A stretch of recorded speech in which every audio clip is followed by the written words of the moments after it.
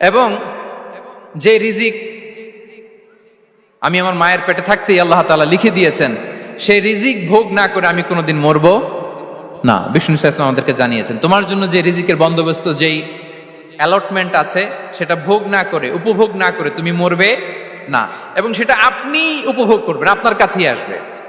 ধরুন আপনারা যে ফল আমেরিকাতে খান, এটা কি আমেরিকায় চাষ হয় ফল, নাকি কানাডা মেক্সিকো থেকে আসে? কোত্থেকে আসে? কোত্থেকে? এখানেই হয়, আবার বাইরে থেকেও আসে। ওকে, ফাইন। লেটস সে আপনি যেই অ্যাপেলটা দিয়ে আজকে ব্রেকফাস্ট করলেন, যে অ্যাপেলটা আপনি খেলেন, এটা মেক্সিকো থেকে এসেছে।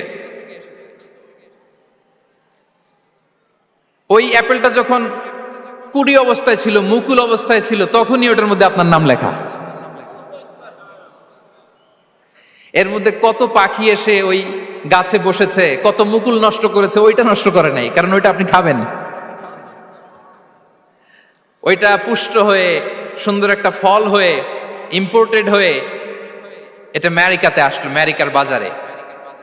অনেক মানুষ ওই ফলটা সুপার মার্কেটে যে ধরে চড়ে নেড়ে আবার রেখে দিয়ে চলে গেছে, নেয় নাই। ওইটা সে খাবে না, কারণ ওইটা আপনার রিজিকে লেখা।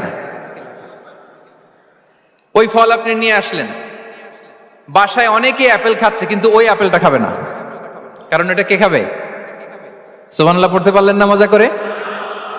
আল্লাহু আকবার।